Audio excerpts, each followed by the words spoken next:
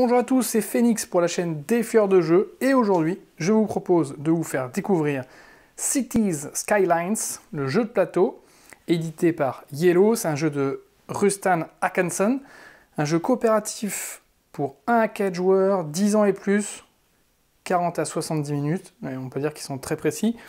C'est un jeu coop dans lequel vous allez construire une ville dans laquelle vous allez essayer de rendre votre population la plus heureuse possible. C'est issu en fait d'un jeu vidéo, Cities Skylines, un jeu vidéo éponyme. On est un peu sur l'esprit SimCity, d'accord? Et c'est un jeu coop un peu particulier dans le sens où la règle propose de jouer en solo un seul personnage. Dans certains jeux coop, comme les Pandémie-like par exemple, qui sont des jeux coop où on joue chacun son tour, ils vous proposent une version solo où vous jouez plusieurs personnages. Ici, la différence, c'est qu'ils vous proposent de jouer seul, avec en revanche une main de cartes un peu plus grande. Allez, générique, et on passe à la description.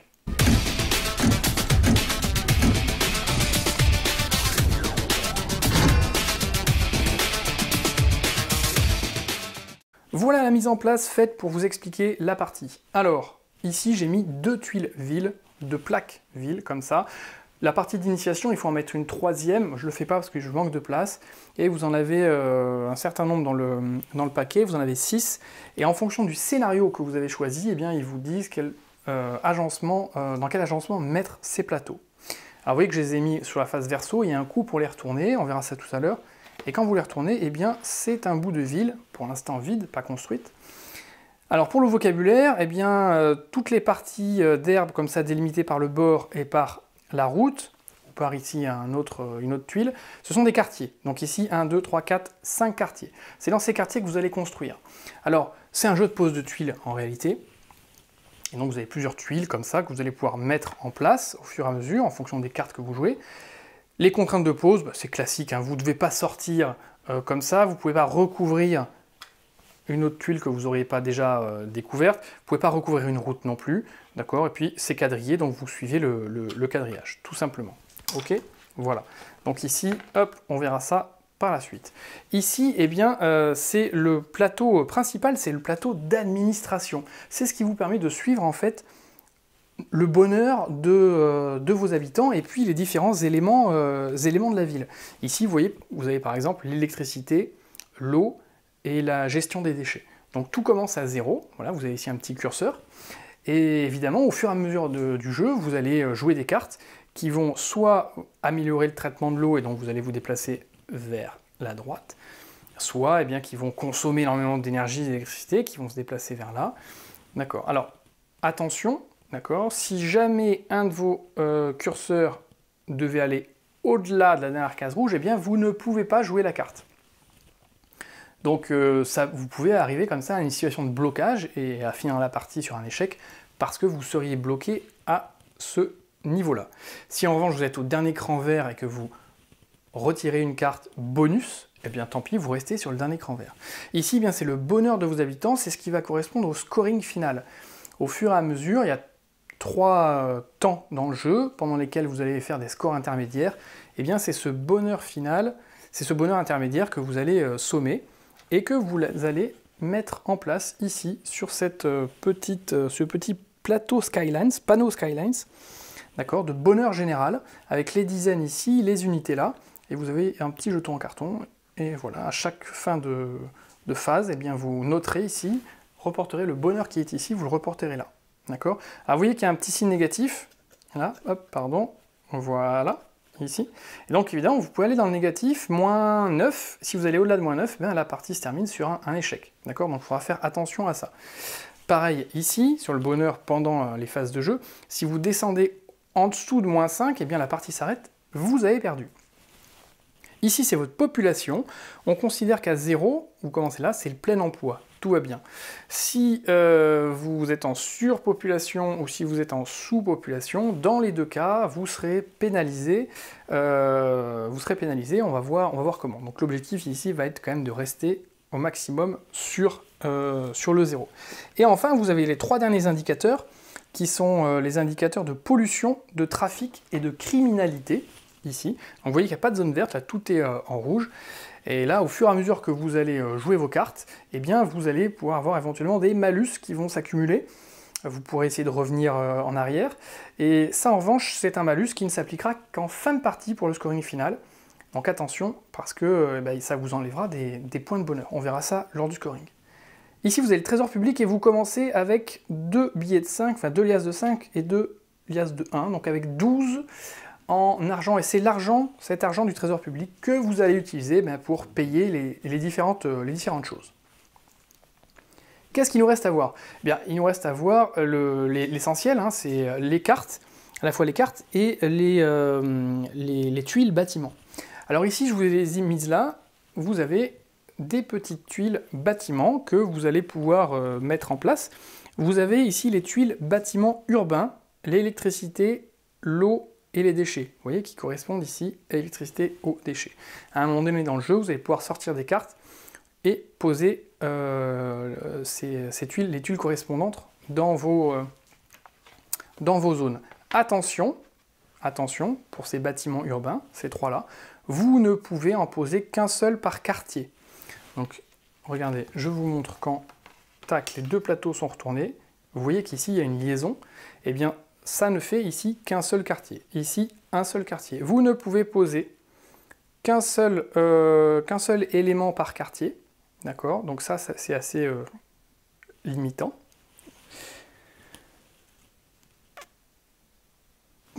Et ensuite ici, 18 bâtiments de services qui correspondent aux différents services, les pompiers, les transports, l'éducation, etc., que vous allez pouvoir placer et qui vont vous rapporter des bonus. Ici, 3 piles de cartes, phase 1, phase 2, phase 3. Vous allez commencer la partie avec... Alors la règle du jeu précise 7 cartes de la phase 1. Moi, je vous conseille d'en prendre 10, 1 ou 9, 1, 2, 3, 4, 5, 6, 7, 8, 9. Pourquoi? Parce qu'à 2 joueurs, chacun a 5 cartes. Donc en fait, à 2 joueurs, vous jouez en fait avec 10. Alors l'auteur nous dit, oui, c'est plus dur en solo, mais c'est compensé par le fait que si vous décidez tout de suite de la carte que vous jouez, vous n'avez pas à attendre votre tour. Certes, mais à 7, c'est quand même vraiment difficile. Je vous conseille de commencer avec 9. Alors, comment se représentent ces cartes? Eh bien, vous voyez, ces cartes représentent des bâtiments. Il y a 3 types de bâtiments. Vous avez ici les zones industrielles en vert, les zones industrielles en jaune, vous voyez la petite usine, les zones résidentielles en vert et les zones commerciales en bleu. Quand vous allez jouer ces cartes-là, eh bien vous allez pouvoir poser, alors je vais vous les montrer, c'est hors caméra, mais vous avez toute une série de tuiles type puzzle, d'accord, des différentes zones commerciales, résidentielles et industrielles. Voilà. Voilà, et vous avez également des cartes particulières, comme celle-ci, hop, voilà, comme celle-ci par exemple, école élémentaire, centrale éolienne, et clinique. Et bien ça, en fait, ce sont les cartes qui vont vous faire jouer les bâtiments de service ou les bâtiments urbains. D'accord? Vous voyez ici, la centrale éolienne, eh bien, elle produit de l'électricité. D'accord? Et vous voyez ici, vous avez le schéma de la petite tuile qu'il va falloir placer. Eh bien, c'est bien une tuile ici, cette petite tuile de bâtiment urbain. D'accord? Ces 3 bâtiments-là, qu'il va falloir placer. Et pour les autres, eh bien, c'est les bâtiments de service. Vous voyez, la clinique ici, c'est la santé, l'école alimentaire, c'est les livres, et vous allez prendre ici vos bâtiments de service que j'ai mis là, pour les placer. Il n'y a pas de limite sur les bâtiments de service en revanche, d'accord? Je vous rappelle, sur les bâtiments urbains, c'est un bâtiment urbain par quartier uniquement. Voilà. Donc voilà les différents types de cartes que vous allez trouver. Alors, avant de rentrer dans le jeu, je vous montre tout simplement, et vous allez voir que c'est assez simple, ce qu'on y trouve dessus, sur ces cartes. Donc zone commerciale, c'est clair. Ici, vous avez le coût pour la poser. Donc vous allez perdre 1 ici en déchets, vous allez perdre 1 en population, et vous allez augmenter de 1 le trafic routier. Parfait. Et si vous le pouvez, vous pouvez ici appliquer un bonus. Et c'est là en fait où vous allez... C'est ce qui va déterminer le choix de pose dans tel ou tel quartier. Ici, vous voyez que si dans le quartier vous le posez, il y a déjà un bâtiment de zone industrielle, eh bien vous gagnez plus 2 en argent. Ici, eh bien vous avez -1 en déchets, +1 en population, c'est une zone résidentielle, donc vous augmentez votre niveau de population. Et si votre niveau de population est inférieur à 0, alors vous gagnez 2 billets. Ici, par exemple, sur la zone industrielle, -2 en population, +1 en pollution, +1 en criminalité. D'accord ? Et si vous avez, dans le quartier où vous allez poser cette tuile, si vous avez un bâtiment de service éducation, d'accord ? Les bâtiments de service éducation, ils sont là. Crac, voilà, il y en a 3. Niveau 1, niveau 2, niveau 3. Eh bien, vous gagnez 4 billets. Donc, au début, vous commencez avec 12 billets, et le seul moyen de gagner de l'argent, eh bien, c'est de poser vos tuiles dans les endroits qui correspondent avec les bâtiments de service, en fonction ici des combos qu'on vous propose, tout simplement. Voilà. Donc, c'est là-dessus, en fait, qu'il va falloir jouer, ou il va falloir faire un peu attention à ce qu'on fait et où on les met. Alors, point particulier, justement, sur les bâtiments de service, je vous ai dit que les bâtiments urbains, il n'y en avait qu'un seul par quartier, parfait. Et sur les bâtiments de service ici, ceux qui vous font scorer, si vous prenez un bâtiment de service de niveau 1, c'est-à-dire que vous allez trouver dans les cartes de niveau 1, et qui sont les bâtiments de service les plus petits, eh bien, les différentes cartes de zones industrielles, résidentielles ou commerciales que vous allez jouer, s'il y a le bonus ici de la zone urbaine en question, il va falloir que la tuile que vous allez poser touche directement ici le bâtiment urbain. Si en revanche vous mettez un bâtiment urbain de niveau 2 ou 3, peu importe, vous avez le bonus où que vous soyez sur le quartier. D'accord? Donc je vous fais la démonstration. Voilà, ici par exemple sur l'éducation. Voilà, si vous avez posé au préalable ceci ici, vous souhaitez jouer cette carte-là, alors vous faites -2 en population, crac, vous faites +1 en pollution, vous faites +1 en criminalité, et eh bien vous choisissez une tuile, bon, je vais prendre la plus grosse, mais vous prenez, elles ont des formes différentes, et si je veux avoir ce bonus, eh bien il faut que je la colle, il faut qu'elle soit adjacente ici à mon bâtiment urbain, et je rapporte, eh bien je rapporte 4 sous que je vais remettre tout de suite, crac crac, dans mon trésor public. Voilà, parfait. Cette carte-là, du coup, une fois que j'ai joué, je peux la défausser.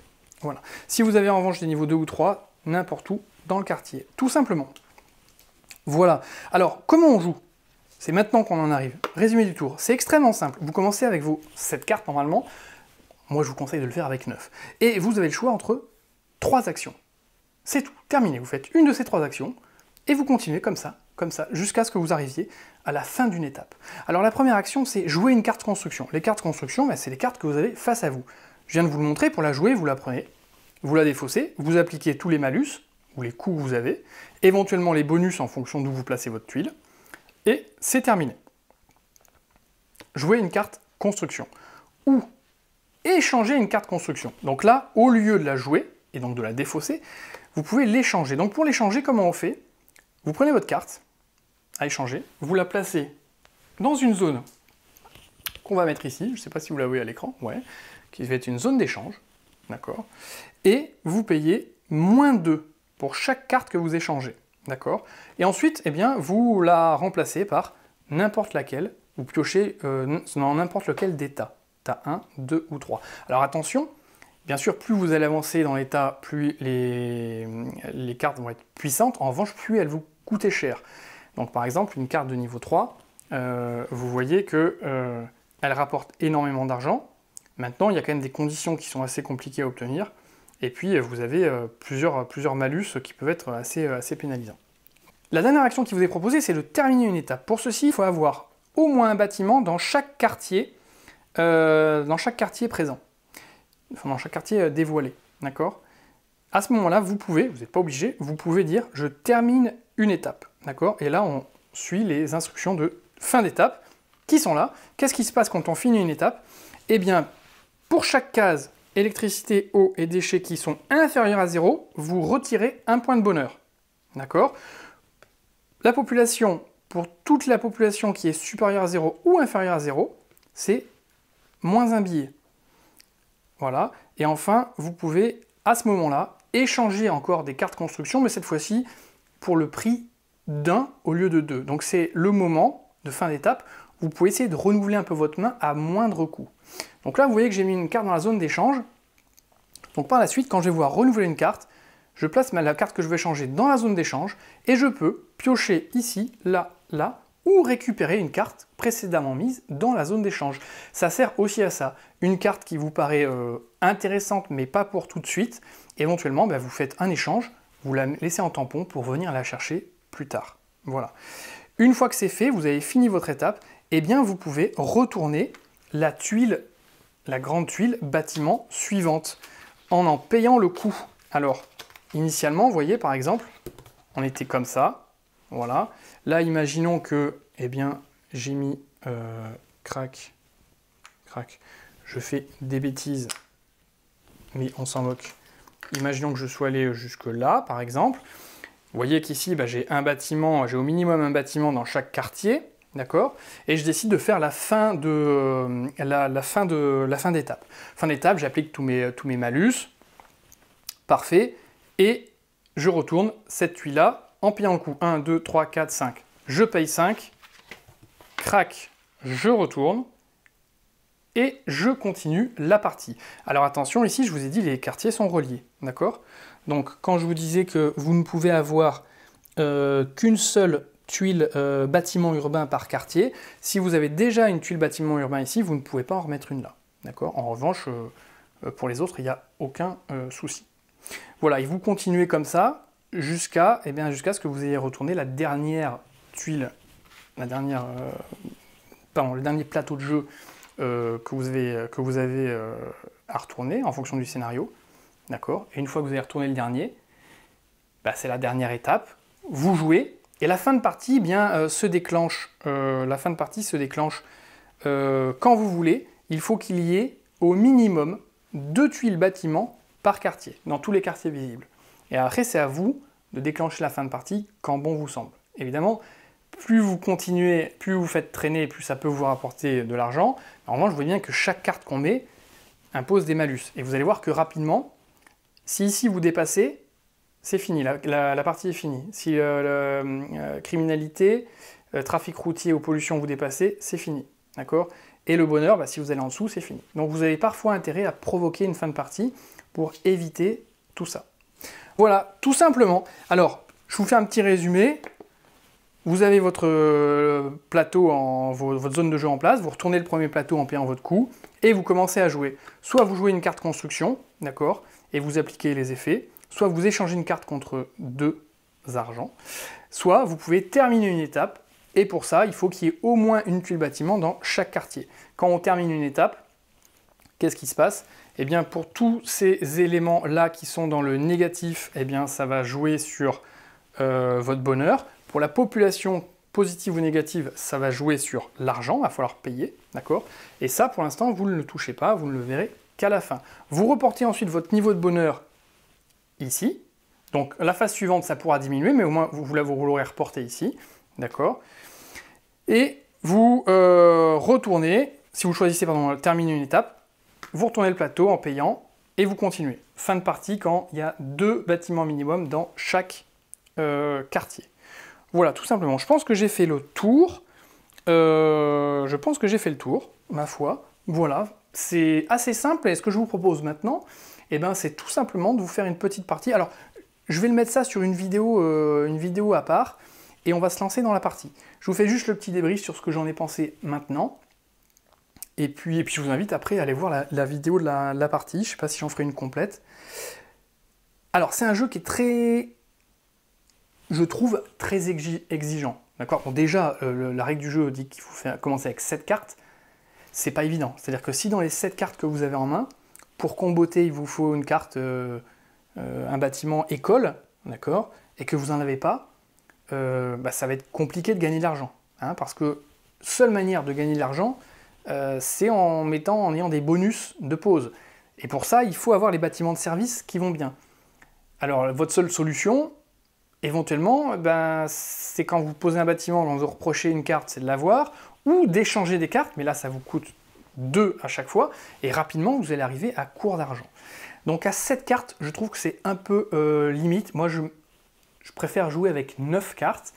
Et après, c'est quand même très exigeant et très difficile d'obtenir un score correct, on va dire, parce que, eh bien, vous allez voir que il n'y a pas des masses de cartes qui vous permettent de revenir en arrière sur les différents critères. Et au fur et à mesure, vous allez quand même dépenser beaucoup d'argent. Attention, parce qu'à la fin, tout l'argent que vous avez dans le trésor public ne rend pas votre population plus heureuse. Donc il y a ça aussi, d'accord? À la fin, vous allez voir que les cartes vous rapportent beaucoup d'argent, mais elles vous coûtent dans les différents critères, et ces critères-là vous apportent des malus, alors que l'argent ne vous rapporte rien à la fin.